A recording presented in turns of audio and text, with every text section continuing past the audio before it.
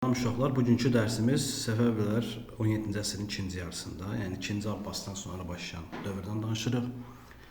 Şah 1-ci Səfidən sonra hakimiyyətə gələn 2-ci Abbas dövlətin sosial və iqtisadi inkişafını təmin etmək üçün bəzi tədbirlər həyata keçirdi. Bunlar hansılar idi? Bütün şəxslərə qayğı və diqqət göstərildi, ədalətli siyasət yürüdüldü. Rəiyyət və sənətkarların xəzinəyə olan bütün vergi və borcları ləğv edildi. Əkinçilik təsərrüfatının inkişafına diqqət yetirildi. Əhalinin şikayətlərinə dərhal şahın yanına fəaliyyət göstərən ədalət divanında baxılırdı. Xristian təblərə qarşı münasibət qaynaqbəxş idi. Gürcü əyanları Səfəv dövlətinə çox mühüm vəzifələr icra edirlər. İri erməni tacirləri və erməni kilsəsi şahdan böyük imtiyaz və güzəşt əldə etmişdi. 1653 və 1662-ci ildə Rusiya Səfəv münaqişəsi baş verdi. 16-cı əsrdə Moskva knyazı və ya çarlığı Kazan və Əşrəfxan xanı işğal edərək Xəzər dənizinə birbaş çıxış imtiyazı qazandı. Şimali Qafqaz Rusların siyasi təsiri güclənməyə başladı və Şah 2-ci Abbasın dövründə Osmanlı ilə sultanlıqlara qonşuluq münasibəti qurulsa da 17-ci əsrin ortalarında, yəni 53-62-ci illərdə Səfəv Rusiya münaqişəsi baş verdi. Münaqişənin səbəbi Rusiyanı idarə edən Romanovlar sülaləsinin hökmranlığı dövründə Şimali Qafqaza möhkəmlənmə planları idi.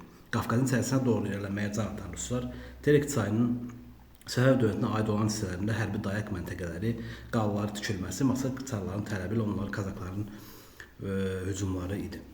Şimali Qafqazda Rusiyanın möhkəmlənmiş planlarına qarşı çıxan 2-ci Abbas Rusların tikdirdiyi qalları dağıtmaq barədə Şirvanşah, yəni əsasən də Şirvan bəylərbəyi Xosrov bəyə fərman göndərdi. Bundan sonra Xosrov Ruslara mübarizəyə başlayaraq Rusların Terek çayı boyunca yaradılan Rus məskənləri, yəni qalalarını dağıtmağı və bununla da Səfəvi dövlətinin şimal sərhədlərinin təhlükəsizliyinin təmin edilməsini tapşırdı.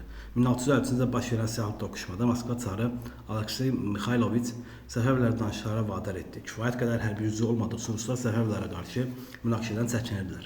Müharibə Moskva çarının iqtisadi maraqlarına uyğun olmadığından İsfahana Rus elçiləri göndərildi, amma münaqişə 1662-ci ildə diplomatik yolla həll edildi.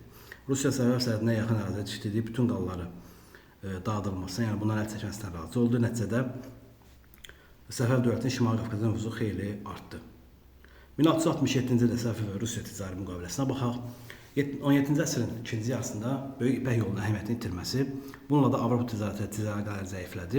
Bu zaman Səfəv şahları Moskva ilə ticari əlaqələrə xüsusi diqqət ayırmağa başladı. Bu yaxınlaşma Moskvanın strateji maraqlarına cavab verdi. Volqa-Xəzər ticarət yolunun canlandırılması həm də geniş ərazi dövlətlərə çevrilən bəzi Avropa dövlətləri ilə yanaşı Rusiyanın şərq ölkənin ticari ekspozisiya göndərməsinə şərait yaratdı. Şah Süleymanın dövründə Rusiya Səfəvi dövləti ilə 1667-ci ildə ticari müqavilə imzalandı. Bu müqaviləyə bağlamaqda Rusiyanın məqsədi Qızılbaş ipəyini Moskvaya, Qərbi Avropaya daşıma hüququnu əldə etmək idi. 1667-ci ticari müqavilə əsasən Səfəvlərin bütün hakimiyyəti dövründə Rus tacirlərə gömrüksüz ticarət hüququ verildi. Ruslar karvansara və bazarda imtiyazlar əldə etdi. 1667-ci Rus ticarət müqaviləsi nəticəsində Rusiya Azərbaycan ipəyini Volqa Xəzər yolu ilə Qərbi Avropaya daşıma hüququ əldə etdi. Həmin il Səfəv şahları Süleymanın fərmanı ilə hakimlərə Rus tacirlərinə xüsusi ehtiram göstərməyi tapşırmışdı. Don Kazakların Azərbaycana qarşı hücumları var. Bundan sonra 1668-ci ildə, yəni 17-ci əsrdə Azərbaycan siyasi həyatında Don Kazaklarına qarşı mübarizə mühümmiyyət tutur. Volqa Xəzər ticarət yolunun canlanması Don Kazaklarının quldur basqınına başlamasına şərait yaratdı. Və 1668-ci ildə Stepan Razinin başçılığı ilə Kazaklar Azərbaycan ərazisinə qarşı hücumlar təşkil etdi. Yürüyüş zamanı Kazaklar Dərbənddən sahilə çıxdılar. Azərbaycanın cənubuna qədər Xəzər vəlayətlərinin yaşayış məntəqələrini hədəfə aldılar. Lakin Volqa Xəzər yolunun ticarət inkişafı maraq olduğu üçün Kazakların talansız hücumuna qarşı sanılaraq sabitliyi bərpa etdi Ruslar və Stepan Razini tutaraq edam elətdirdi.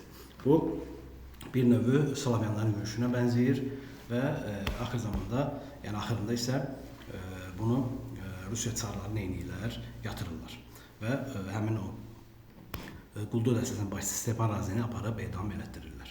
İndi xəritə hissəsinə baxaq, xəritə hissəsində nə verilib? Səfəv dövlətinin ərazisi Səfidən və 2-ci Abbasdan sonra bu formada idi. Çünki 1-ci Abbasın aldığı ərazilər yenidən qaytarılmışdı. Yəni ölümündən sonra 1-ci Abbasın Osmanlılar tərəfindən ələ keçirilmişdi və Səfəv dövlətinin ərazisi Şah İsmayılın dövründə tutulan ərazilərlə eynilik təşkil edirdi və ərazisi yenə mərkəz olaraq biz həmin vaxtı baxacağıq. şəhər İsfahan şəhəri idi, yəni paytaxt ora idi və ərazisi isə Azərbaycanı, Şərqi Gürcüstanı, Xorasanı və bəzi qərb əyalətlərini, yəni indiki Əfqanistan bölgəsi olsun, Pakistanın bəzi hissələrini əhatə edirdi. Dərsimiz bu qədərdir. Ümidvaram sizin üçün faydalı olacaqdır. Oldu, çox sağ olun.